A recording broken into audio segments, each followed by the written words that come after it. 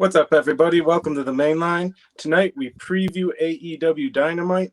We talk about the results from Hard to Kill and the Fallout show. And we look at the road to the new beginning. D-Big, hit our music.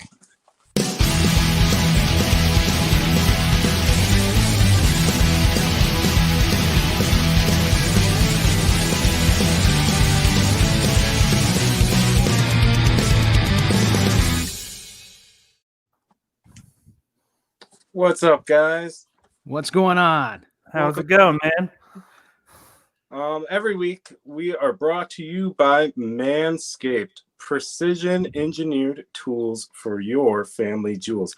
They are now available to our friends in the UK. D-Bake, have you ever nicked your Master Watto? No, I haven't. Back in the day, I might have, but now that I'm using the Lawnmower 3.0 or 2.0, I don't have to worry about that anymore, and it's trimmed, smooth. Got and the lady got the ceramic blade. It's waterproof. Its battery lasts 90 minutes. That thing is awesome. I got one too. I also got some of that crop preserver to make your junk smell nice. All you guys should go to manscaped.com and you can get 20% off with free shipping with our code ML2020. How are you guys doing today? I am doing great. I got this. I'm ready to talk some wrestling. I got an interview later at 9. So once you're done watching us kill it tonight, tune into that because we'll be interviewing me and Drew from Game and Drive. We'll be interviewing Marlon Williams. He is from the Challenge and he is fit. And then what a great guy to be able to interview. What about you, Tyler? How are you doing? I'm doing great. Looking forward to that interview. I'm ecstatic to be on here talking a lot of wrestling with you guys and just so happy for another week to talk some New Japan, AEW, Impact, you name it. We've got it covered. Yeah, anything non-WWE here on the main line. So yeah, exactly. We got Dynamite coming up, so let's preview Dynamite.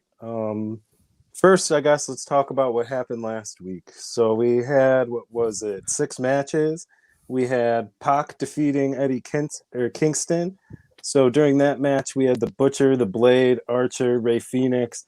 They all came down to the ring. Archer hasn't chose sides in that feud. Tyler, which way do you think Archer is going to go? Is he going to go to the Death Triangle or Team Kingston? I think he's going to go with the Death Triangle. Just me personally. I think they're just wanting to squawk back and forth and do this whole argument just to make things interesting. But I think the way Kingston and the Butcher and the Blade and that, you got to watch that Bunny girl too. She's bad news. But I think it's going to be Archer going to the Death Triangle. So last week, Tyler, you and I talked about how AEW was using Miro, I believe. Or I believe it was last week. Yeah, it was. Yeah, I think so. Yeah. I like what they're doing with this angle here. So Miro defeated Chuck Taylor, and now Chuck Taylor has to be Miro's butler. Exactly. Yeah, I think it'll be interesting. I didn't know that till the match actually was over, the stipulation. But I'll be interested to hear what Daniel's thoughts on that. But I think they're finally letting Miro be that monster, but they had to let Taylor get some offense. I was actually surprised by that in that match, but didn't hate it. But Daniel, what are your thoughts, man? I think it's a perfect way to put Chuck Taylor into something because I believe isn't Trent hurt or has he is. Yeah, so it gives while he's out, it gives Chuck Taylor something to do because they're primarily a tag team, so they can put him into this for like a month or two, have him show a different side of himself, being a butler for a guy that they're feuding with, and then you can actually have it be like an end game to Orange Cassidy and Miro in the future. Well, maybe he has to fight him to get him off of that contract of being Miro's butler.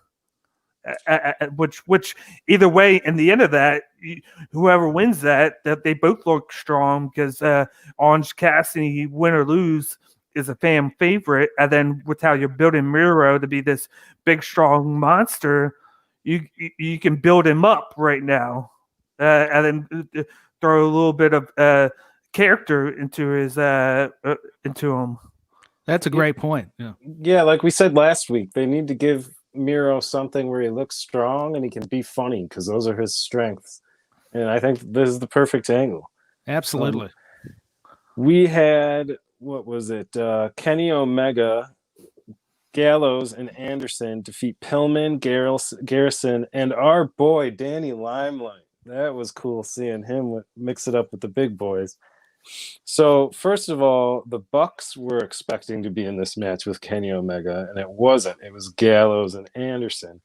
And then the Bucks, the Lucha Bros, hit the ring. It was a schmaz, and Kenny Omega kind of left the Bucks high and dry that he ran for the hills with Don Callis before the fight was really over. Same with the Good Brothers. So they're clearly, and then on Being the Elite, the Bucks confronted, Kenny and the Good Brothers about these two things. So they're clearly building some, heat between the Bucks and the rest of the Bullet Club. What do you guys think about this angle? I think, just with what you said, because I didn't catch that part, but I feel like that it's a perfect way to, just like they're doing Rick Swann and Kenny Omega, that they can in the future build up Good Brothers against the Young Bucks because they're both the champions, and then have that be a thing because you got I wouldn't say two generations of Bullet Club tag teams, but it's like their early day tag team and the Good Brothers against the current, or was the current Bullet Club tag team in Young Bucks before they left. And then both were really dominant tag teams over in New Japan, and then came over here to greener pastures, so they say. And it'll be a nice thing to see that happen because you got Kenny Omega's old crew against his new crew. And then he's kind of in the middle, but they've made him into a character where it's like all about Kenny. And then he'll do what's best for himself no matter what. And it just so happens he has to deal with both tag team groups that he's buddies with. Yeah, they're definitely setting it up for at least Don Callis to be driving a wedge. Like, he's a wedge driver right now. Exactly. He's important in all this. I mean, that's a great point. I'm glad you brought up Don Callis because he is the force behind it all. Yeah.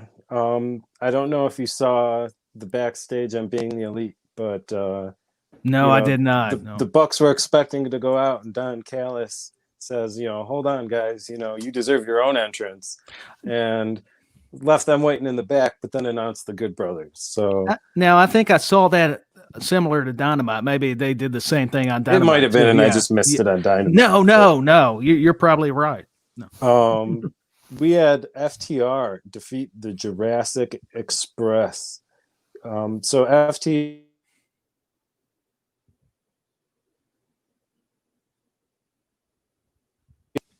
Oh, am I back? Yeah, you are. Yes, just for a little, yeah. I skipped a beat there. So FTR convinced Jurassic Express to replace Luchasaurus in this match. And then Tully had to help him win it.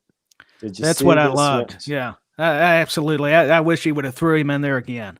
I'm a totally Blanchard mark. I love the Four Horsemen. I love old NWA Jim Crockett Promotions, and nothing against Marco Stunt. I'm all about his dreams, but come on, this is FTR, man, top guys. And I'm not going to be very fair. I'm partial, and I love Jungle Boy and Luchasaurus, but with Stunt, the visual, it just bothers me. Come on, they should be manhandling Marco Stunt. For him to get any kind of offense just did not make sense for me, but that's just my opinion, and there's a little bit of Tyler's take on the main line. It's the best way to use their advantages as a tag team that they are. When you got Tully in your corner, you do anything that you can to get the win. So you convince your opponent to take out the best chances of winning, just to get that win, no matter what, at all costs. And that's what they did. Cheated a little bit. So I see in the comments we got Robert. Hey, what's up, Robert? Oh, cool, Robert. Hello. So we also had Serena Deeb defeat tconti for the NWA Championship, I believe. That was a pretty fun match. tconti is great really match. developing. She is. Go ahead. I'll let whoever wants to start. Yeah. No, it's about time that you get to see tconti in one of these championship style matches. I think she's going to be like she won't be a big time player, but I think she'll blossom into a great piece in the women's division over there. As you know, she came over from NXT and she has a really good Brazilian background, karate background. WWE's lost. Yeah, big time. Yeah. AEW's gain for sure. And then, of course, Serena came over from there as well. I believe she was a trainer, right?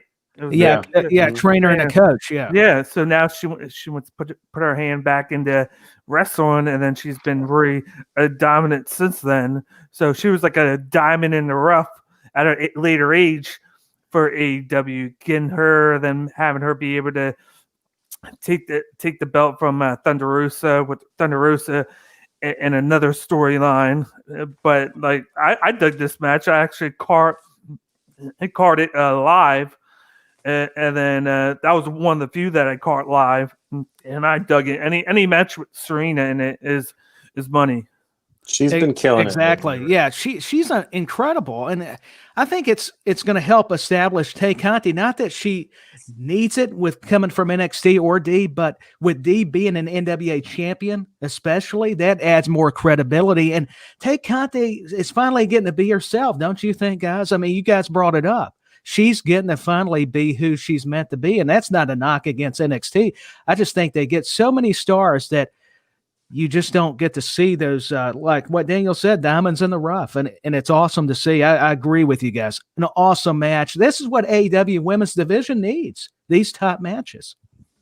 We got Robert chiming in. Do you think WWE will let some wrestlers go to come over from AEW? That's interesting. I don't know what your thoughts on it, because that is a tough one. I'm not sure now, because they've been signed. Hey, you just heard Priscilla Kelly. They signed her today. They're trying to sign up some of these wrestlers. AKA Darby Allin's ex. Right. Good segue. Exactly. Yep.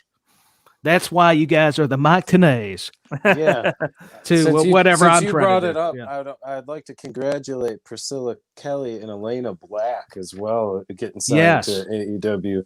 I've gotten to see those two women wrestle multiple times. So awesome. That's super cool. Yeah, so happy for them. We had one more match on Dynamite last week. It was Darby Allin versus Brian Cage for the TNT Championship.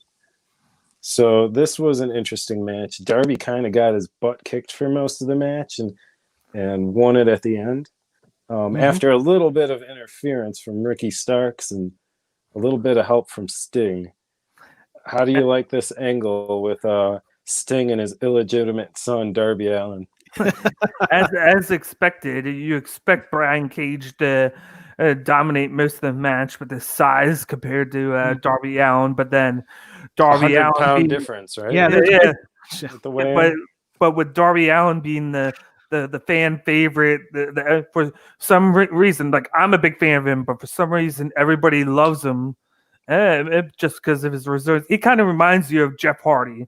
I always say that. He's like the AEW version of Jeff Hardy, where he does all those insane stunts. He's built a similar way. He's into like the similar like music and everything as Jeff Hardy. But like it gives Sting something to do where he doesn't really have to wrestle, because I don't think he can wrestle, but kind of like in the WWE sense, you can kind of do like those theatrical wrestling matches or cinematic matches where it looks like he's wrestling, but he's not doing too much. Mm-hmm. And then he could be more of like a mentor, or not manager, but like a mentor to Darby Allin. In this case, it gives him that chance to work without worry doing work. Yeah, they don't expose him. They don't ever expose him. Yeah, I thought it was a smart way to utilize Sting, and I put down in my notes, you guys will get a kick out of this. if you like baseball, he's batting what 0 for 2, however you would say it, with Sting with the bat. I mean, he's hitting some home runs. Starks just was the victim there. But this is a way for him to get, involved without getting too physical. So it's a good way. And hey, the way Starks was taking the bumps through the table, the guy loves that. He's like Mick Foley. He reminds me in that sense. Not exactly the same as far as build, but Will is a daredevil. I mean, he does not care to get hurt. I was going to say, he does a really good selling job. He does. And even Cage sure. on that one bump on the apron made the impact, even sold it even great too. So a lot of credit to him as well. The finish was the finish, it was maybe a little underwhelming, but it was still a pretty dangerous move, like a top rope crucifix. Oh, yeah. Down. Oh, gosh. It was what they mean it when they say high risk, because that's what it was. I mean, it was dangerous. Yeah. What do you guys think of the new style TNT belt? Because as you know, they retired the first one to give it to Birdie's family, and then they redesigned it, which I believe they still kept like the inner kind of red, but then the outside now is, I believe it's silver now. I believe it is. I like it. Like I think it's cool. Yeah, I don't have a problem with it, and I thought it was a great gesture to give it to Brady Lee's son. I think they're doing a great job with supporting that family, and rightfully so. I think it's a major respect to Tony Khan and the company for that. For sure. So we got a show tonight in 15 minutes roughly? Yeah, it's 5 minutes. Oh, 5 minutes. You're right. I had to look down at my time. Oh wow, it's upon us. So tonight the big thing I think is the Inner Circle Tag Team Challenge. So Proud and Powerful versus Jericho and MJF versus Sammy Hagar, which is my favorite tag team name in a long time. Are you sure it's not David Lee Roth? We're talking Van Halen, right? Sammy Hagar. No, I'm going to be a comedian. Yeah. Yeah, Sammy Guevara is partnering with Jake Hager. And who do you got in this match? Which tag team's coming out on top in the Inner Circle? See, for some reason, I think it's going to be Sammy Guevara and Jake Hager. Just because they've been building that. Well, for a while. They were building Sammy Guevara to be like the future, and then now that I'm saying this, now I'm thinking it's going to be the opposite. I don't think it is, because he's the best in his match at selling. He sells everything. So I feel like now, instead of saying them, I think he's going to take the pin, just because he does it all the time. Like, you got a guy right here that is young. He's willing to take all these pins and all these moves that he's done. He takes it in. He's right under Chris Jericho, who's had this career. And then knowing that later on, it's going to benefit in the future. But just because of this, I think there's going to be friction in this match. And you would think it would be Jericho and MJF. Yeah. But I think there's gonna be too much friction in who actually takes the pin, and then I think it winds up being what's the name? Santana and Ortiz. Yeah, I could see that, and see that's who I'm kind of for, because I think they're getting lost in the shuffle, whether right or wrong. I think they have improved. They were already, being established, but I like their presentation. But everybody would think MJF, but Daniel brought up a great observation that they'll probably have tension enough to where it'll cost them the match. So I'm just kind of guessing, because I like all these teams, but I'm going to actually go with Santana and Ortiz with this match. So, and before we continue, Robert says, "Does this mean I have to leave in 5 minutes?" No, it means you got a dual screen. You got to stay. 2021, Robert. Dual screen. No excuses. You get the TV up there. You put it on mute, and then you listen to us. Exactly. Or we're recording, Robert. We have many ways you can come back and listen to us on Facebook, Twitter, YouTube. All of these things are available to you on the Buzz. Under WTB.com. That's WTB.com. Do you think the Inner Circle hugs it out after this match, just kind of like they did last time with Hagar and Wardlow? I think they do, but with a little bit of tension. They're not going to want to at first, but they wind up you're doing it. because I feel like, just like you said, there's that friction. Uh-huh. To me, you got Wardrow in one direction because you got him and MJF thing. You got Hager and Sammy. I think at some point Sammy's going to be too pissed because he has the thing with the MJF too, which I think why will wind up in the future being Sammy and Y2J, and then you got Santana and Ortiz who aren't happy to begin with. So yeah. I just want to see a brawl. Let it be chaos. That's just me trying to be a wild card here. Yeah, You're why calling not? for the schmaz? Just screw it up. Come on, leave it to me. You guys talked about how they were doing a great job, taking care of Brody's family, and they're going to do it again tonight. We're going to celebrate Negative One's birthday. Awesome. So the best name ever. Yeah, that is celebration so cool. Yeah. is Hangman and the Dark Order. That's Reynolds, Colt Cabana, and Silver versus the Hybrid 2 and the Chaos Project. So, Dark Order's got to go over here, right? With Hangman, first of all. Yes, it gives him the rub again, and then to me they got to keep building up the Dark Order, because to me, I think he's going to keep working with them, and I feel like they're going to eventually. I think the top end at the end is going to be that they get a new leader. I think it is, or you find out that Bertie Lee wasn't the leader; he was just the second man. And there was a guy in front of him, because it's just me. But come on now, at the end, how fitting would it be if the leader winds up being the villain? Yeah, Marty Scurll. How fitting would that be? I don't know how that's a neat theory. Yeah, Marty Scurll, because I don't know, he got caught up in that Me Too movement thing, and it didn't sound good. No, that wasn't good for him. That turned. You guys know that Hangman has to give the Dark Order an answer by the end of tonight. He said. I remember that from last week. Yeah. So it's going to happen tonight, I believe. I think Hangman is one of those guys that I hope they keep pushing, because I see just so much potential. He's already been talented. He's already proven himself. But I think, like Omega, I don't know that he needs to be a heel yet. He's good being a babyface, but keep just going with him. Keep putting that rocket ship on him, whether it's with the Dark Order. I just don't see him fitting in the Dark Order. I like what they're doing. I'd be interested to get your guys' take on that, because that's what's interesting when developing in that story. You got to watch Being the Elite to get the Dark Order, because it's one of my favorite things in wrestling. I got to catch up on it.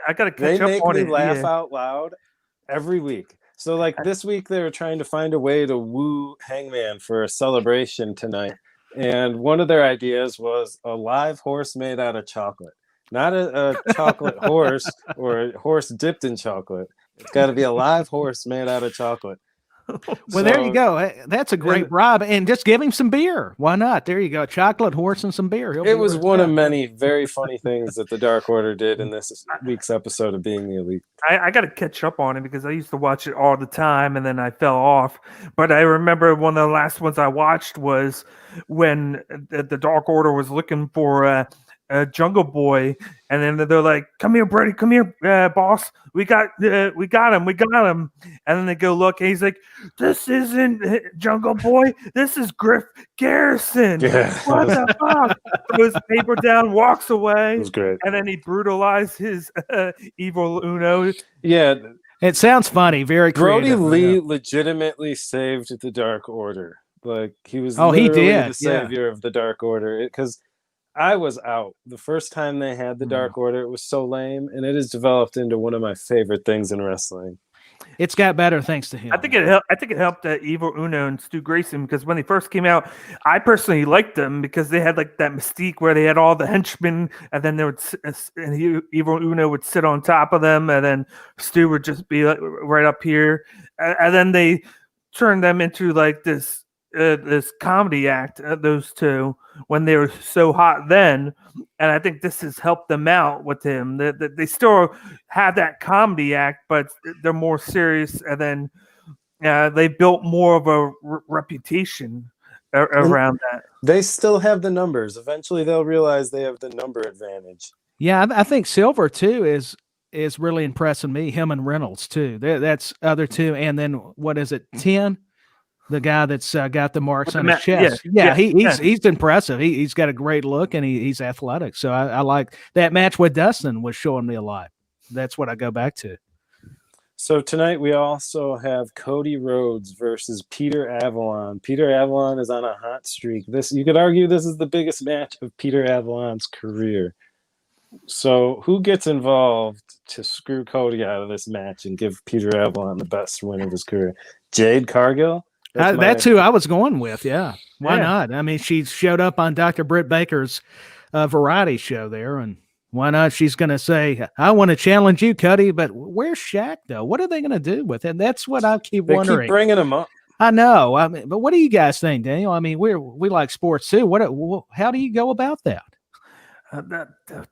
That's tough, man, because now that he has basketball and he's a busy man, so unless you can pull him in on his off night, definitely on Wednesdays when usually they have basketball, it's going to be tough. But that would be a good thing to do with them keep on pinning his name because he does like wrestling, and then he has appeared on WWE, the other show. So you would think that working. Got the water poured in his face in AEW. Considering he does work for TNT, that makes sense. Yeah, that it would make sense that he make an appearance with his name being called. So you think that would happen, but man, she's definitely going to get involved. Give Peter Avalon that cheap win by interference and keep, like Gary said, keep the win streak going. I remember when he was on the big losing streak on Dark. And now it's the opposite, which is good because he's a really good wrestler, and no one knows about it if they're just watching AEW. If you watched him on AEW and then watched him back in the day on Being Elite, you would know how good of a wrestler he is. He trains. He's actually one of the guys that trained.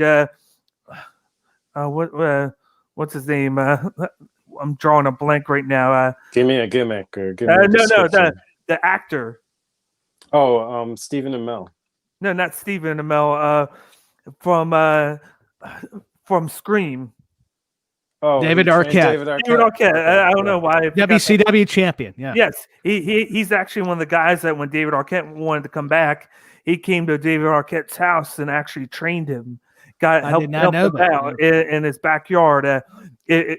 Watch his David Arquette's movie because you see Peter Avalon in there. Watch. Yeah, it's great. I need to go check that out. But hey, just real quickly going back to Shaq, are we going to see the Macho Man flying elbow like Snoop Dogg to the splash? I just had to throw that in there. Getting his big butt up there. Is he not? I mean, or are we going to get a choke slam like a Big Show fashion? Yeah, that's what we'll get. We'll get a really terrible choke slam. I'm just freestyling, man, because I'm still waiting. I know he's busy, but if they keep bringing his name up, then. Or maybe it's just a swerve. You could teach him a really stiff power bomb too, I bet. That's true. And they can wait to pop him up until the pay-per-view when it's on a Saturday or Sunday where he doesn't have to cover basketball. That's true, where he's available. And Jade Cargill, I'm anxious to see. I mean, she's been talking a lot of smack. I'm anxious to see if she can really deliver, though. So I'm anxious. I mean, she's got a great look, but I'm still waiting to see if the fundamentals, the actual wrestling's there. Till we see it. No kidding. Yep. Like she looks like she could kick all three of our asses right now. That's why I have a lot of respect for her because I would definitely back away from her. I'm just anxious as a fan. If she catches me in an alley, please don't hurt me. This is just me, trying to give an opinion. We got the Hardy Party tonight. So that's Matt Hardy and Private Party versus Matt Seidel and Top Flight. So I think that Matt Hardy and Private Party would go over there, but they're kind of, there's been a wedge between Matt Hardy and Private Party. Private Party thinks Matt's trying to hustle him, Money Matt. And he is. He's hustling everybody right now. He's going heel. Young Bucks.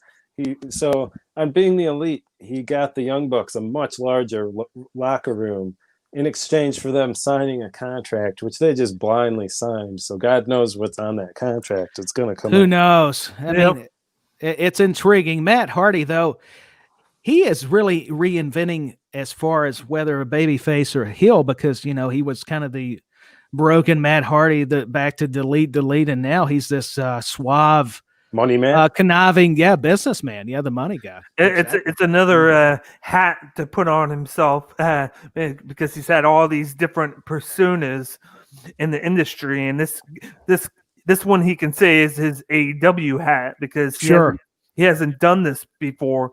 Just like you said, he came back in with the broken Matt Hardy, and that was kind of like his Impact one that he brung over to WWE, and then they went with it, and then it just didn't work because they didn't believe in it. So he came over here, and he's like, I've done this in 3 locations now, promotions. Let me try something else. And then to know how the freedom is here, he was like, let me be that pompous money grabber that'll do whatever. And then he brings in Private Party, a money grabbing carny. Yeah, and now he's reaping the benefits from their from them without having to do too much. Just like I was seeing matches where they would do most of the work, and then he'd tag himself in and then go for the pin. Yeah, so they were already sowing the seeds right then. Yeah. But, going back to Matt Hardy, remember, you knew he was on his way out because Randy Orton just the still chair shots. That's how they sent him on his way out. Yeah, they did. Remember, he was going, and they're Vince is like, all right, Randy, get in there and break him in half. I made you, pal. We got Dave chiming in from the Working Fans podcast. Matt Hardy constantly reinventing and staying relevant. Yeah, it's like him and Jericho are the kings of that's true. Absolutely. And Dustin Rhodes. Hey, the Natural going from Goldust. I mean, talk about reinvention, too. I'd put him up there. The Natural to Goldust to back to whatever this iteration. He went through a few versions of Goldust, too. He did. And those were funny. The Booker T segments were pretty hilarious. Don't forget that 2-week spin as, was it 7? Oh, I think so. Before they cut that out. Was that in WCW? That's what the Dark Order calls him now, is 7. Did you that's a shot. That's the creative back then. Of course, I guess Russo was booking at the time, and Russo's style was the shoot type stuff, so Dustin was really hard on the Goldust gimmick, but man, that to me, I actually like that. Yeah, I actually like Goldust. Yeah. Not 7. No, I didn't care for 7. No, 7 was my favorite. That was up there. I liked Goldust too. I really enjoyed it. Like it's a little cringy to go back and watch now. It is, but it was. We're going to talk later in the show about some cringe. Okay. Some WWE cringe. What else do we got tonight? It's probably going on right now, or has just ended. Legit Layla Hirsch versus Penelope Ford, and then Penelope Ford. She's got Sabian. She's got Miro. And their new butler, Chuck, with them. This should be pretty funny. They should have some. They'll probably have some segments showing him being the butler, or at least show him walking out. Oh, I hope he's got to wear a tux. I do too. He deserves it. In the comments can tell me if he's wearing a tux right now. How dare he wreck the game? In the comment section, got a whole, I'm a beautiful man. Well, thank you so much. Who knew Bob Vila was beautiful? Thank you so much. The working man. That's scary. People are going to go, you think he's beautiful? Somebody check your glasses or check your vision. Their glasses must be working, Well, thank you very much. You guys are really making me feel at home. Now you're complimenting me. I don't know what's going on. But before we go to the next segment that we got, here's our video for the social media outlets that we have at The Buzz. Watch it right now.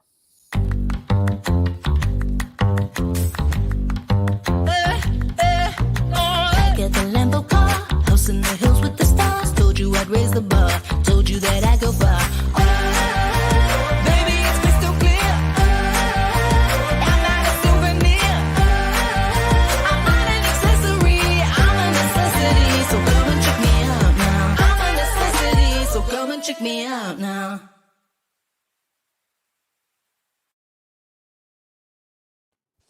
Once again, you can find us on all the social media outlets on Facebook, YouTube, Twitter, and even Instagram under the handle at WTB.com. That's WTB.com. Now, what do we got next on the agenda, Gary? I think next is we're talking Hard to Kill. Is that what I got on the That's list? what you there, got. Daniel? So we're still kind of talking a little AEW here, but we had Hard to Kill over the weekend, which was fun. So did you guys watch the show by chance? I caught a little bit of highlights. Now, I'll be honest with you guys. Some of the matches they teased because I didn't get a chance to get the pay-per-view, so I didn't get to see the Big Omega Good Brothers Swan match, heard about what happened in the finish, but I did get to see some highlights of the matches. So I'm just going to do my best. I'll be honest. So first of all, we had Brian Myers defeating Josh Alexander. That was the opener. It was a fun match. It was That was a very good match, I thought. Yeah. You know, Brian Myers looks a lot better outside of WWE for sure. Mm-hmm. So the next match we had Decay, Rosemary, and Crazy Steve defeating Tennille Dashwood and Caleb. Caleb with a K. This was an all right match. I mean, I love Rosemary and Crazy Steve. You gotta like Decay. Going back to old school with them too. Yeah, I mean, it was a pretty fun deal, you know, with their gimmicks. It made sense, and Caleb with the K and I love Tennille Dashwood together. That makes sense. So it was fun, especially when Crazy Steve did you get a chance to see her running from Crazy Steve, but only and once again though it was a distraction to help Caleb, her partner, which made sense. That's what I love. I miss that about sometimes we don't see it enough in wrestling. The partners helping, the nuances exactly. Yeah. So I really liked the third match of the night. It was Violence by Design. That's Young, Diener, and During versus, or they defeated Jake something. They defeated Rhino and Tommy Dreamer. This was an old school rules match. So you either had to pin the captain or you had to pin everybody once. This was nice. I like the old school rules. Yeah, absolutely. That's a cool a thing to do where like it's either pin the main guy or boom, boom, boom. You got to go everybody. So in essence, your first thing is, I got to pin the head guy because I got to pin him no matter what. But then then you're like, they're gonna make it the hard way. But I caught a little bit of highlights right before you came on of it, and I thought it was pretty good. I like how it was brutal, but it wasn't so brutal that it took away from the hardcore matches later in the night. So I thought these boys did a pretty good job. So I see in the comments, JP Griffin saying, "My man Bobby D sent me." Hell yeah, Robert. Way to promote the show. I didn't get a chance to put in the comment before that, and it said, "I'll stay live. I listen to Irish Whip podcast on Friday nights. Josh Richards and JP Griffin give away free wrestling figs on the free. We'll come and listen. Tell them Bobby D mentioned it." Very nice. We got to give away something. What could we give away? That would be cool. Yeah, we've got to. We can give away that Yoshihashi sticker. Well, there you go. That sticker, and maybe if we get some Master Watto, which we'll get into later. Yeah, those are two of Gary's favorite New Japan wrestlers right there. When we get our Zima sponsorship, maybe we could give away some free Zima. Hey, I was going to say ECW. Now, to be fair, I'm glad you guys got to catch that old school rules match, but I wanted to say ECW just because you had Rhino and Tommy Dreamer. Eric Young is like having a little career renaissance here, and if you haven't been watching it, you guys got to check out Eric. I love Eric Young. Yeah, he's always been used well on Impact / TNA. It's just everywhere else I don't think they know how to use him, but when he comes back, it's like he never missed a beat. It's that same style. It's just that they're not using him as a comedy act right now. He's more serious. And then I've always liked him. I have too, and I love his intensity. I love him playing this wilder character. It fits him. He's believable. I can buy it, and that helps when you're a viewer. You're a fan watching the product. So we got a couple more comments here. I'll bring them up right now. We got Rob thing. Thanks, guys. JP here. Say hi. No, thank you. And then we got Dave putting in, need to have Swinger involved in old school match. That would be pretty good. Yeah, I could see Johnny Swinger. I remember him in WCW, so it was really cool to see him in Impact. I mean, hey, talking about reinventing, the major respect and credit to Johnny Swinger. Like if you tuned in to the Working Fans podcast, I believe it was last week or the week before, they made a great comment that out of all the promotions right now, Impact has done a great job with the silent crowd. Like they don't have the virtual like WWE and NXT to, and then of course AEW has a limited crowd, but to have a silent crowd on Impact, with how the action is and how really well they've done booking, you don't really notice that because you're focused on the talent in the ring, which is what you want to happen. You want them to be the main focus and not everything else. I think it really helped that they were producing all that like studio stuff with Matt Hardy before the pandemic even happened. So you're right. They're probably the most prepared to deal with the pandemic with no crowd. Yeah, they are. Impact, to me, I'm glad you guys and a lot of folks have got me back into watching it because there was a time I haven't. Now I'm with the TNA days when it came out, but they have impressed me. I'm with you guys. Impact's where it's at. So speaking of impressive, we had the Knockouts tag match. I liked this match. It was Fire and Flava. That's Hogan and Steels defeating Havoc and Nieva. It was a fast-paced match, and you know the challengers, they didn't win, but they looked damn good losing. This was a show stealer in my opinion. I liked the finals to this Knockouts, this rejuvenated title. Yeah, they need to do something really well to highlight this, and they did that. That they all, to me, they all four of them wrestle well in the ring, and then the fact that they were able to add this and for it to be a great match just topped it off. And hats off to them for doing it. I caught a picture of which was cool, seeing the winners at the end pose with the pose, and then of course, if anyone doesn't know, Kier Hogan dates AEW's Dynamite, who won. I believe, didn't they win the AEW one?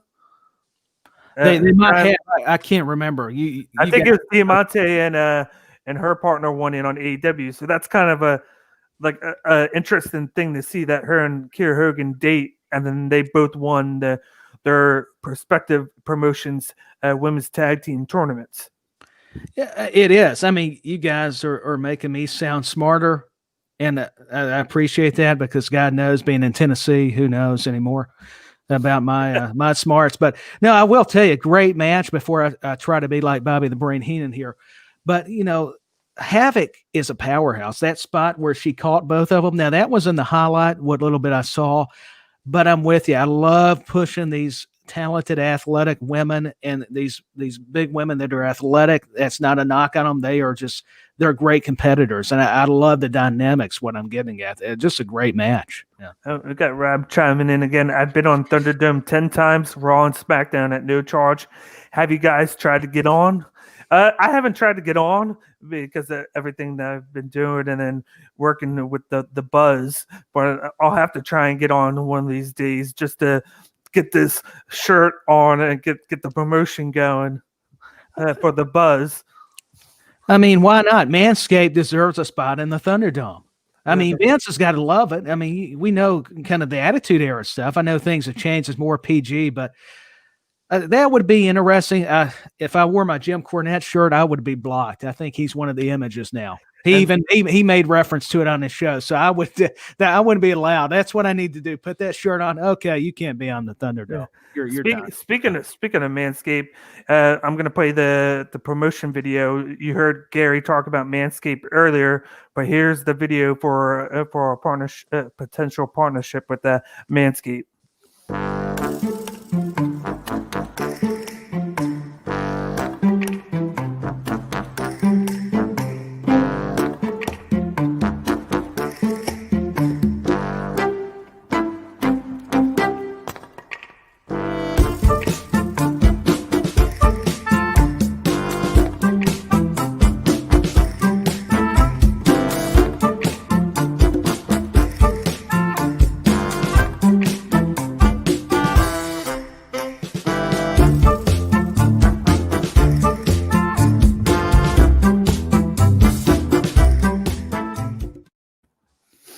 And once again, that's Manscaped. Use promo code ML2020 to get 20% off your next purchase plus free shipping. That extra 20% off and free shipping is worth it. And just like Gary said, all the products that they have are top notch. I actually have been using the crop resistor Preserver. It smells nice. Yeah, daily. Nice. It smells nice, and Or it the does Reviver. There's the crop Reviver yeah. too. I believe. For a guy like me that works in a warehouse where I sweat a lot, it sure helps the junk down low from chafing and everything. You gotta So keep what your have I been Yoshihashi missing? Yeah. smelling nice. You guys are holding out. I mean, no, I need to definitely endorse and get some Manscaped products. I'm being honest, folks. People are like, what's going on around here? Hey, we need Manscaped in our lives. God bless them. Yeah. Yep. And we got a comment from JP. The clone is amazing. I haven't tried It smells decent. I haven't tried it. Yeah. I haven't tried it, but I'm going to because everything else works great. The trimmer is good, the crop is great, and then I just have to try the cologne Their now. underwear is comfortable. That they got I got underwear? the shirt on, which is comfy. I've been missing out. I mean, nothing says wrestling more than Manscaped. I mean, it's truly, they've got to, be happy about that. So we had a surprise during Hard to Kill. We had a debut of Matt Cardona, the other major brother, and he defeated Ace Austin by DQ after Madman Fulton. He defeated Ace Austin. Oh, cool. Hey, you represent, got the shirt. Yeah. This was a fun debut. He looked really dominant. I was surprised with how dominant they made him look. Yeah, well, he's been ever since he left WWE. He's been getting more built, and then he's trying to change the stigma of him of being that scrawny kid from the bro. Yeah. Since he had that one big push on his YouTube channel. Which lasted a good while, and then they cut away from it, and then he was turned into a jobber that, oh, you've done a great job. We'll let you win the IC title at WrestleMania, which was big. Then he lost it once. Immediately. The next day to Miz. Against the Miz, yeah. And then, that was good. Then they had I remember that. Then they had him and Brian Myers win the tag team titles at WrestleMania a couple of years later on the pre-show. So it's nice to see him get pushed as a more serious wrestler with a different background, and now he's bigger. So I'm happy for him. And too, and I think it's smart booking. With all due respect to Ace Austin, with Cardona being a bigger guy, let him be dominant. I think that's how they should have booked Miro, to be honest, in AEW. And I may be wrong. I'm not saying I know how to be creative in wrestling, but from a fan's perspective, just that's how I would do it. So the next match in Hard to Kill was Manic defeating Chris Bay and Rohit Raju. Manic is clearly TJP. He is the X Division champion. I am not digging this, fake TJP Manic character. I think they need to refresh the X Division. We need new faces. What do you guys think? I agree because I do too. I think half of the this has usually been it's kind of weird that the X Division has been lacking, because when you think of Impact, you think of the X Division. They always had great young athletes in the division that would go up to and basically graduate from the X Division and then go to the main event scene. It was always a staple of names that you would get, and then. But then the company wasn't doing well at the time. But now it's weird that it's the opposite, where the company is doing well, but the X Division is lacking. So I think just to get that extra push, they need to bring some names in. I know they lost some, like this is where they could partnership with like New Japan or something and get those Super J wrestlers over here, and then do some matches in the X Division, which would be a cool thing. There's a lot of, and no offense to any of the guys in this match, this was a good match. I just want some new blood in this division, and there's a lot of good guys on the indies. Like, one that comes to mind, I would have to look up what he's doing, but Jordan Oliver would be an awesome X Division wrestler. I don't know if you guys ever seen him wrestle. I've heard of him. Yeah. I don't know that I've got to see him wrestle, but I'll have to go check it out. I'm learning a lot of these people, so I got to be the first to guy, admit. Our guy Travis Titan would look pretty good in the X Yes, division. I was just about to mention him. He would be good. I know he's with. He's kind of been going here and there. He was in MLW, and then now it seems like New Japan. But if they could get him over just for a little bit, Leo Rush. Yeah, that he would be a good fit. Rush is very exciting. One thing I noticed about Raju, though, I love his tactics. He does play that heel role so well, or I should say play. He betrays it well. Just the way he uses the psychology. I'm really enjoying that. Wasn't TJP one of the suicides as well years ago? That's from JP Griffin. I lost track of all the suicides. Does anybody really know anymore? Well, I think one of them was Christopher Daniels, because I remember he did it at one point in time. One was Austin Aries too. Wasn't one of them Austin Aries? Possibly. I do remember the Daniels, and they could still do that now with the AEW partnership. Excuse me there. Hey, have Daniels or one of those guys do it again. Yep. So Perazo over Taya Valkyrie. So Perazo retains the championship. This was a fun match. I'm so happy that she's finally getting used ever since she came over from NXT. Like, I've always been a big fan of Deonna Perazo. Like, she's a really good ring technician, and then she has that technical savvy to her, and then she uses the submissions. That's her bread and butter, which is great. Like, it gives her that one thing that she can use against the heavy hitters of the division, the powerhouses. It's like she's not going to be a powerhouse, but she'll be able to submit them or catch them in something that even as powerful as they are, that they can't get out of. And then they plucked her out, got her right away, and then put the gold on her a few months later, and then she's been money for them. They've been running with it. Yeah, I was kind of. Oh, she's awesome. Yeah, I questioned whether they did that too quickly, but it worked out. I think so. It could have been a bad situation with how soon they did it, and they turned it into something great. I think Valkyrie too impressed me. To be honest, have not got to see a lot of her matches, but she held her own. I know that it takes two to tango, and I'm with you. I thought this was We'll fun talk match. a little bit more about Taya Valkyrie later. So next was your favorite match, Tyler. It was Karate Man defeating Ethan Page. Hey, I got a present for you. Oh, nice! Wow, I don't think I got to see that in this match. Ethan Page was able to split Karate Man's lip, and Karate Man repaid him by removing his heart like in Mortal Kombat. You want to put that back up? Just Finish like him. that. Dun, dun, dun, dun. Yeah, like a video Fatality. game. Yeah, exactly. That's why I didn't like it. It reminded me of a video game.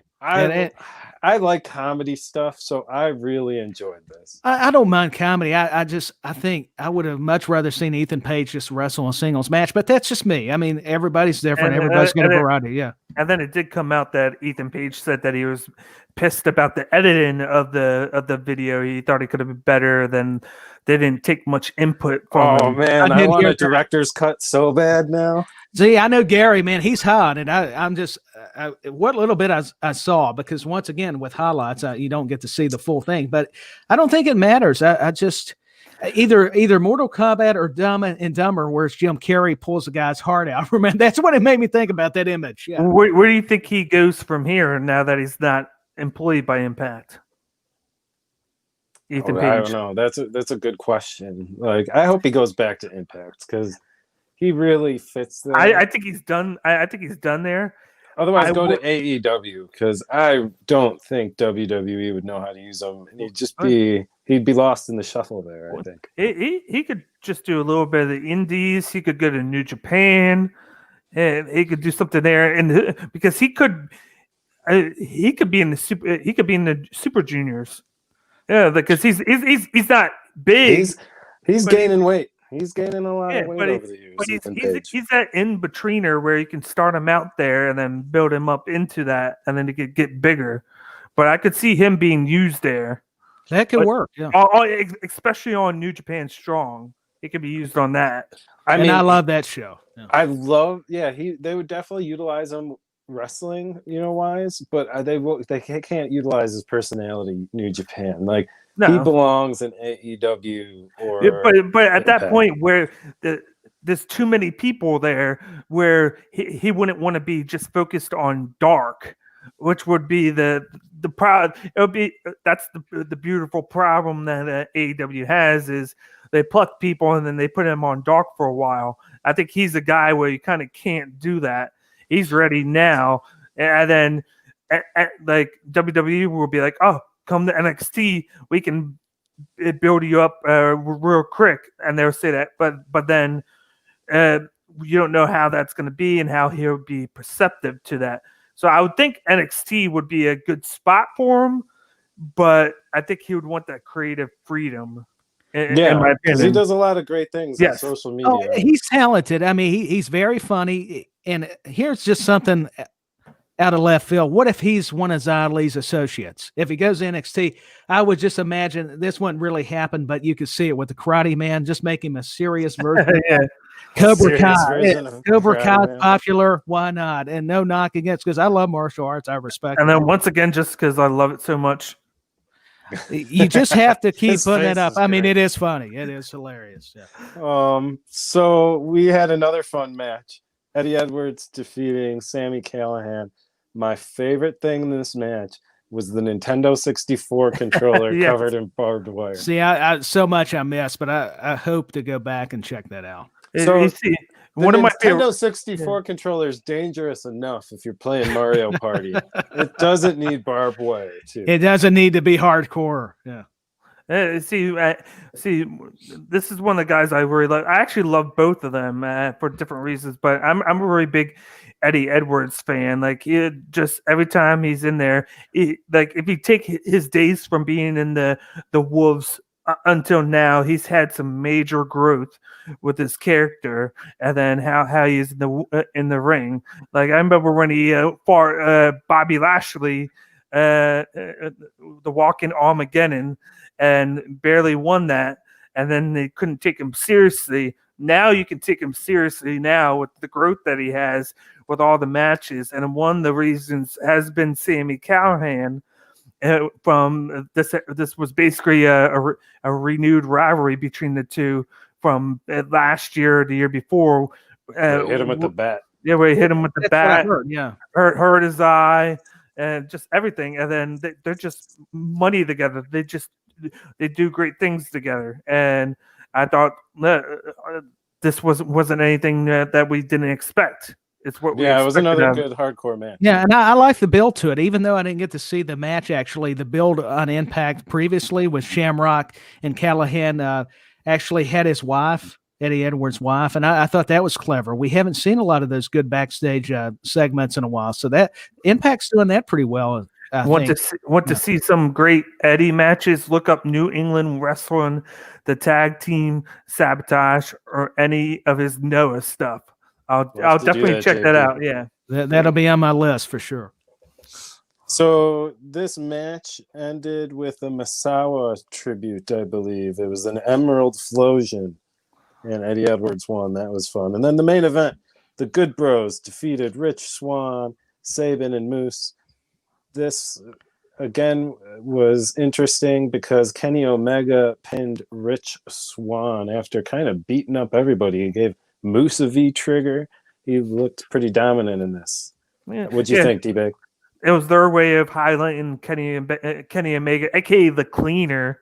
But once again, he came out in the. And you know what? I buried the lead. He came, like you were about to say, he came out in his Halloween Bullet Club shirt, which I think is my favorite Bullet Club shirt with the pumpkin. That was a neat shirt. Yeah. I agree, and then it's great because like he was okay in AEW, just coming in, and it's Kenny Omega, but to get back to his roots, to get back to his personality and his character as the Cleaner, it's just great because if you watch New Japan, you're used to this Kenny and how he is. So let's talk a little bit since you mentioned New Japan. Oh yeah. Let's just dip into it for a second. Is he's using the Bullet Club stuff. They're wearing shirts. They're doing 2 suites. AEW filed for the copyright to the 2 suite, which they could just be working us because a lot of people have tried to copyright the hand gesture before and they failed. Yeah. That's true.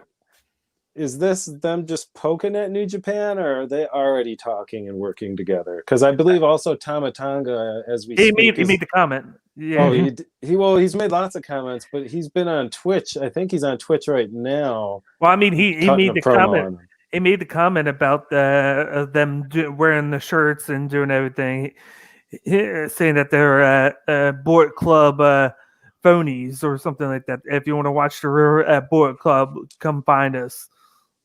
Something along the lines of that. Yeah, and then I think he said, it's work, maybe. Yeah, he said he's going on Twitch tonight, I believe. He's cutting a promo on the fake Bullet Club. He's going to try to steal some views or something on Twitch. And he's also going to cut a promo on Michael Elgin. Because I guess they've been feuding on social media, so it should be interesting. But because you've had it lately where Michael Elgin made the claim that Tama Tonga is rough to work in the ring, and then he hurts people. And then, if anybody already knows Elgin, it was reported that he got fired from New Japan, and then It's part of the Me Too movement. Yeah. He's not well liked here in the Chicago land area. That's how he got fired from Impact, but they think that he got fired from New Japan because of the claims he was making, and then he was pissing people off. And of course, that's why you don't see Michael Elgin wrestling right now, because he even wrestled somewhere else, and I think it was up in the Northeast, and he pissed people off there. So I'm not going to say that he's blacklisted, but he's getting close. Yeah, he's not seeming to make a good impression. I don't know enough about his story, but from what you guys are saying, it doesn't look like he's making any friends. No. So we had the fallout as well since we last talked to the audience. So this was a fun night as well. We had Young defeat Rhino in the opener. The Good Bros, Sabin, and Storm, we had a promo. So what happened was the Good Bros were cutting a promo. Nick Saban came out, or what is it, Chris Sabin? Do I got it right? Yeah, Chris Sabin. Chris Sabin. Yeah, I think came out and said he wanted to challenge them, but his partner's hurt in Motor City's Machine Guns. So he brought back Storm, which was kind of a surprise. So that was an old school TNA guy coming back. And then we had another surprise. We had Private Party come out with Matt Hardy and also challenge the champions, the Good Bros, to a match. The Good Bros said they should wrestle each other to see who's number one contender, which they did later in the night. We had Kimberly and Susan defeat Grace and Jazz. Grace and Jazz are taking pins here. Yeah, it's interesting. Now, I'll be the first to tell you, I didn't get to see it.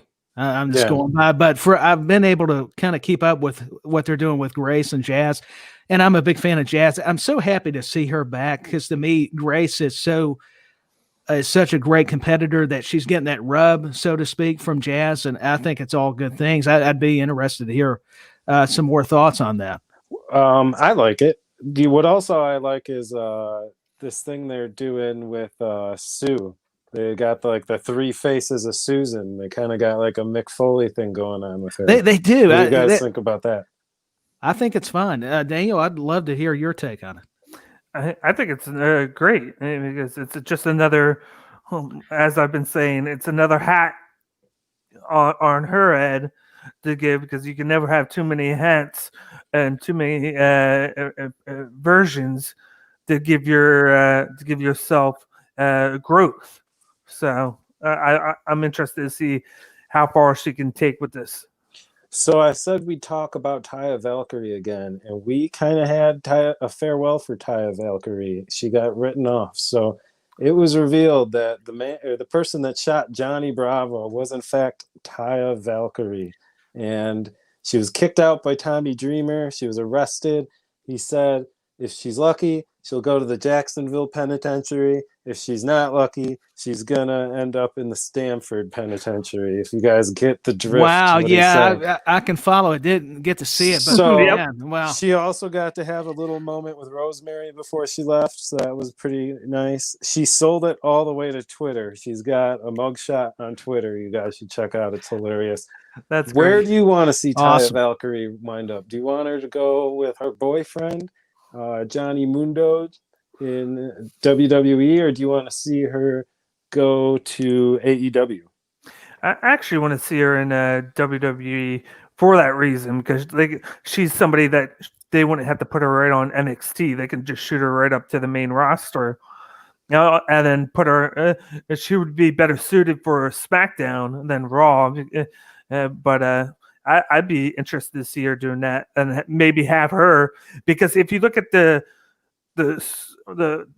date right now, and if you look at being done now, what's the next pay-per-view? Royal Rumble. What's great, she has time to where she could sign with WWE, we wouldn't know about it, and then have her be a surprise entrant. I like that idea. Yeah, And that's I a agree great with you, idea. D-Bag. Yeah. So like she's kind of done everything she can do in these type of shows like Impact and AEW. It's time for her to get her shot, because she's no spring chicken, I'm sure, wrestling wise. Yeah, she deserves the opportunity, and I'm with you, Daniel. Maybe if not on SmackDown, she'll get to join her, boyfriend Morrison and Miz. Maybe she could be like a valet, but still get involved, still wrestle. But you could still do that. You could get away with her being the valet manager. Yeah. So we had Myers defeating Falaba. The Major Bros kind of pulled one over here on Falaba.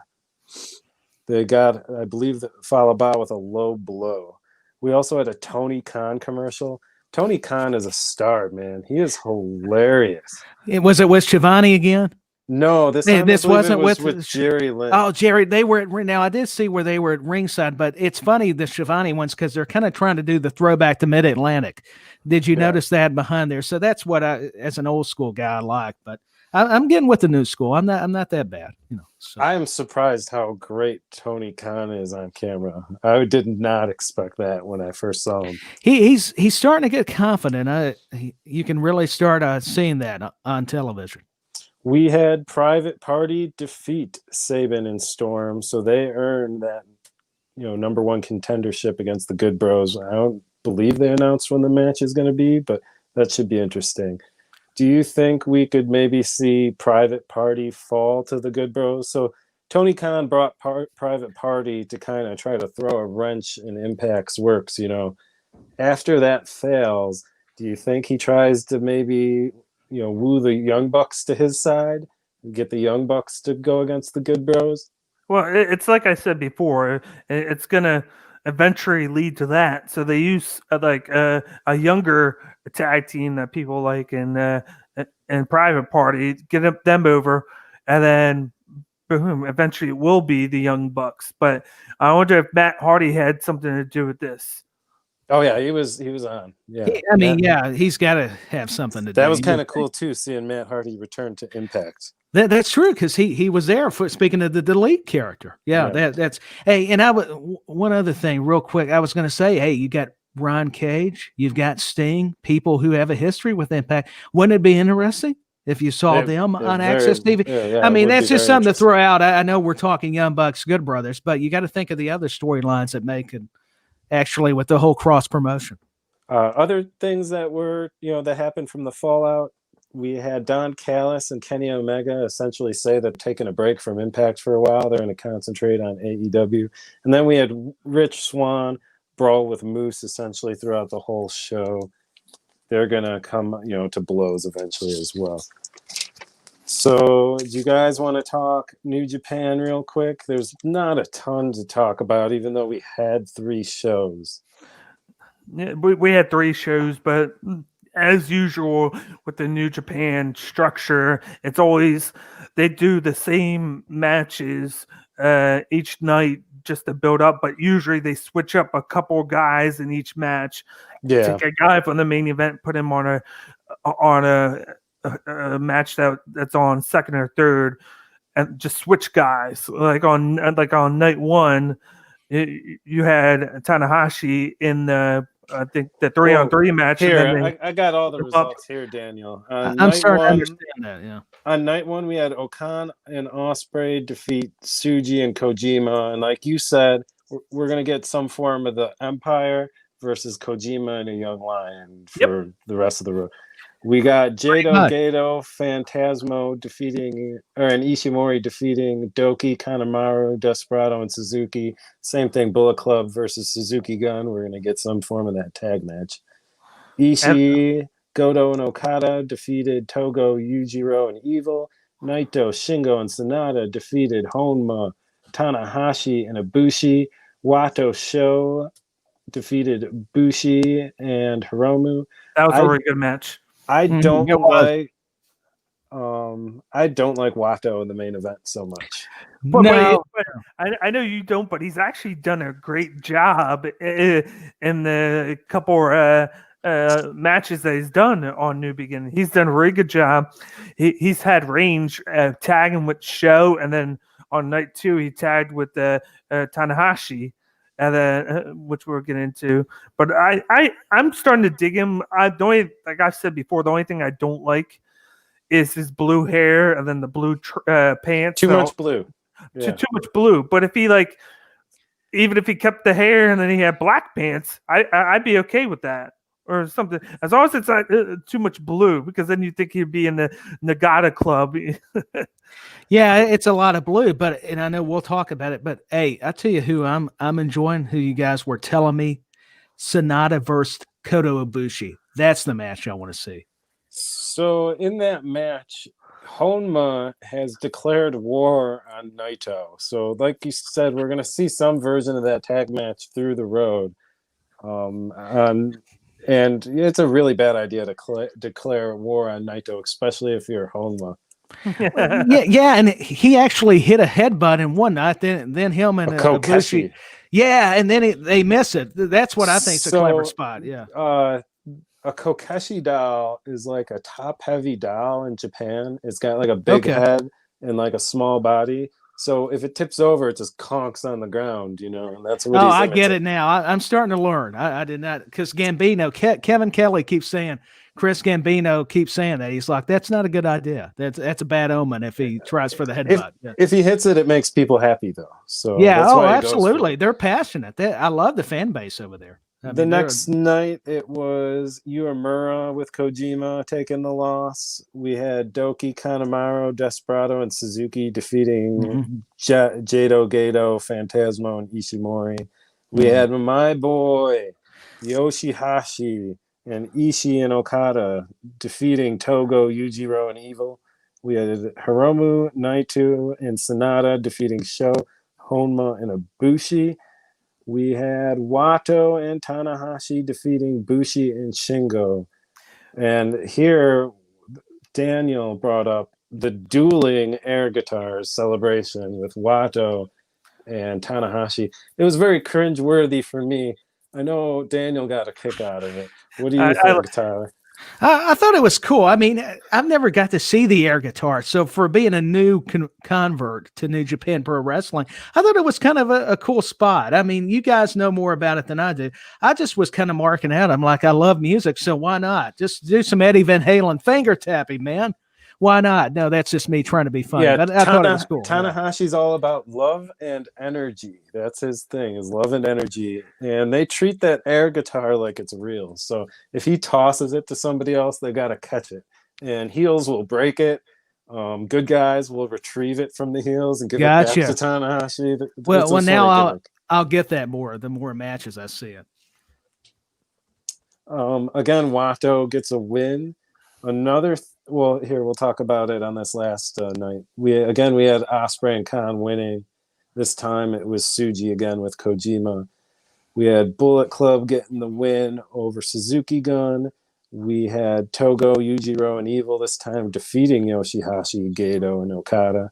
We had Naito, Sanada defeating Honma and Ibushi. We had Bushi and Hiromu and Shingo, LIJ, defeating Wato, Sho, and Tanahashi. So one trend I want to talk about here is Ibushi's taking L's, man. He took 3 L's since he's won those titles. No, he has that. That's big. What do you guys think, man? I mean, 3 L's like that? I think they're trying to make it look like Sonata has a chance because he's got no chance. We've already talked about it. But he wore the suit, thinks man. He's Yeah. got a chance. He's got No. No, I don't think he has a chance because just like you said, like with everything Ibushi's done, and then this is the first title defense that he's going to have. Unfortunately, it has to be my guy Sonata, but he's not going to win. And then we got JP. I got to run like the show. I can help you guys out mainly with sponsors. If you want, message me. Great show. We'll be in contact with you. Thanks for tuning in to the best wrestling show around on Wednesday nights. Yeah, thanks, JP. Yeah, hey, thank you. And absolutely. So, other things I liked from these 3 shows, I liked, even though I don't really like ELPL Phantasmo, that nipple twist on Dookie was pretty funny. Kevin Kelly won't call it. That is funny. He's like, I'm not calling that. It was clearly an atomic nipple twist. I like the nuances that Phantasmo has been doing. When he comes up or leaves, he's been going up to announcer's table. He's been like, talk about my kick. It was like the kick of doom, and then he just pats it, like you'd see Ishimori patting the boot, and then he goes to the ref. He's like, "Come on, check it," and then play off that nothing's wrong. He's awesome. He's like Jay White. The Bullet Club get legit heat is what I'm getting at. That's what I appreciate about him. No Jay White on these shows, guys. Are you worried? I know. I can't wait to see more. What do you think? Do you think we're getting worked? Yeah, we're getting worked. Okay. Because what's he going to do? He can go to WWE and be NXT champion. I don't know. I guess that would be really nice. But then once he goes to main roster, are they going to know how to use him? Is he going to become Baron Corbin? The difference, though, is he's great on the mic. He's top notch. And then so if something that could save him, because Baron Corbin's developed better on the mic, but Jay White comes in top notch on the mic. And then right now, what NXT is missing right now is a heel like Jay White. So I think that he could go in there for a year, be a top notch here, and then move up and be a top notch heel player there in the future. Yeah, because we're seeing the Undisputed Era positioned as baby faces now. So you're losing that big heel. Great observation. I love your guys' take on that. The only other thing I got to say from these 3 shows is it looks like we're getting some kind of Okada versus Evil feud. Do you think this is going to build up to the New Japan Cup coming up in March? I see. I had my reservations on the New Japan Cup. I said it to I think one of you or both of you. I think that with that coming up, that you're building up the empire now, and then eventually, I think Ospreay is going to win that. What are they calling them? The United Empire? Yeah, the United Empire. Yeah. Yes. Which is the Empire, but because they're united, they just put the United. Do you guys remember the Empire number? What is it, like 188? 200-300 Empire. Yeah. Like, did you guys have the that commercial. Yeah, I've actually, now that you said that, it made me think. But to be honest, I told Daniel this, and I maybe told you, Gary. I think Evil could be even a bigger monster. They could let him loose. Just my opinion. Evil loose. So you watched Strong, Tyler Peters. How did you like NJPW Strong this week? Before you go any further, I'm going to have to dip out of this because me and Drew have that interview that you can catch on the page with Marlon Williams. But I know that you guys, with your wrestling knowledge, and because I'm just a background player, we're doomed. Now that we're doomed. I know. No, you got plenty of knowledge, man. I'm just the background player, so I'm gonna have to cut out. But I'll be back next week, and then stay tuned into these 2 as they talk New Japan Strong from Friday, which I love it. And then they're mentioned that they're going to be debuting Leah Rush. I wanted to get that in, but I will talk to you later, guys. Take it easy, all right, man. Hey, take it easy, Daniel. Enjoyed it. So you watched Strong. I did. I'm like you guys. I am invested in Strong because you're getting some of the young lions and you kind of get their journey, the excursions you all were telling me about. And there was so many good matches. From the first match to the main event, how do you say his name? Mysterio, not Ray Mysterioso. Yeah, Mysterioso. defeated I knew I Barrett need help Brown. with that one versus Barrett Brown. I loved Brown's intensity, and this was a great match, and just really impressed by it. But I even practiced the name and knew I need Gary for that because that's rolling the tongue a little bit on his name. Yeah, that was a good match. We also had TJP defeating Adrian Quest, and then we had Kenta El Fantasmo Hikuleo defeating Fred Rosser, ACH, Blake Christian. There was also a Fred Rosser interview, which was pretty good. Yeah, he's awesome. We just talked about how a lot of the stars coming over to Impact AEW. Rosser's doing that now with New Japan. I think it showed. He's having fun, but he takes his stuff seriously in the ring, and he mentioned that. And I love the interviews with Kevin Kelly. They're really neat. Yeah, I like how Hikuleo is developing. Oh, he's great. And yeah, Fred Rosser, they're sowing seeds with him. I like it. They I are like storylines on this Friday show. And going with TJP, they're allowed to be themselves. I think I like this version of him better than Impact as much as I'm a fan of Impact because there's something about New Japan that I'm really all about. I've told you, even at being a WWE fan, I'm preferring a lot of New Japan personally. Yeah. I think it's what you're digging is they try to simulate a sport. Like they do. That's what they used to do back in the day. Like you were a big fan of the old school promotions. Right. That's really what they used to do. And they tried to present it that way. And that's a lost art over here in the States. And we're getting that overseas in Japan. And even in their stuff here in the States with the dojos, you're getting that. So we got one more thing to talk about here, Tyler, before All right. I don't want to go too long because we got an interview on the channel here coming up right now, actually. Yeah. So Lita on her Twitch stream talked about a famous segment on WWE TV, the live sex show. So it was 2006. Edge just won his Money in the Bank. He just cashed in Money in the Bank and won the title. He was going to celebrate in the ring by having sex with Lita. So I remember watching this, and I thought it was. I watched it too. Yeah, I thought it was kind of cringe when I watched it, but it seems like WWE has kind of painted it in. These were just wild times, and these were two wild and crazy kids doing their thing. And Lita talked about it on her Twitch that she didn't want to do it, and John Cena tried to step in, and Edge tried to step in, and Vince threatened to fire Lita if she didn't go through with it, even though she was very uncomfortable with it.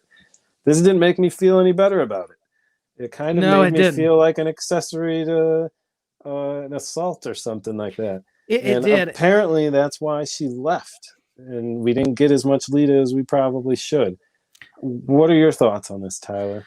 I agree. Now that I've got mature, I got to admit at the time Lita was very attractive. So I got to admit I was watching it, but I was thinking I get her point because it's a little out there. We shouldn't have done it. And it's a shame that's what caused her to leave because I think, if she didn't feel comfortable, there's got to be some standards. I mean, as much as I respect Vince, he's kind of stubborn though in that regard. So I'm with her. It made me uncomfortable though going back watching it now that I've matured, or hope I have.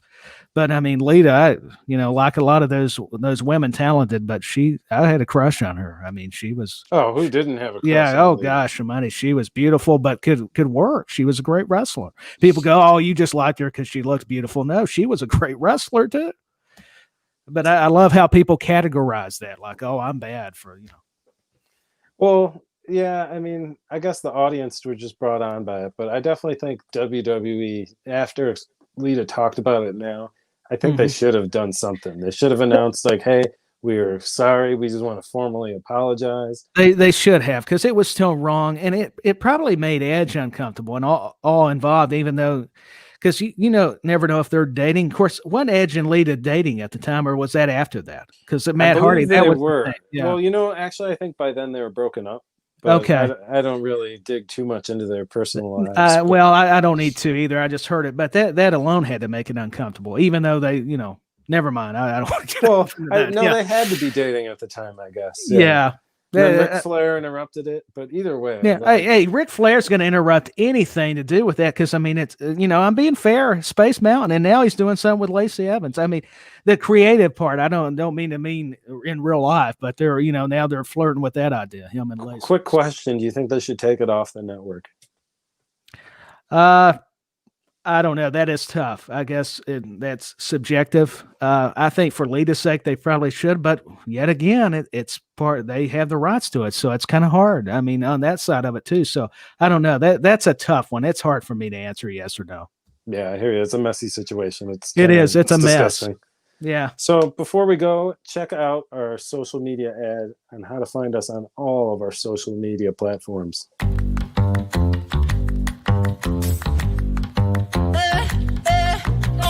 Get the Lambo car, house in the hills with the stars. Told you I'd raise the bar, told you that I go far. Baby, it's crystal clear. I'm not a souvenir. I'm not an accessory. I'm a necessity. So come and check me out now. I'm a necessity. So come and check me out now.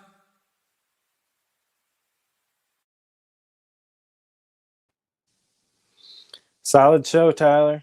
Yeah, I thought it 9.95. it was a lot of fun. Great to have Daniel back, and man, you guys are making me better.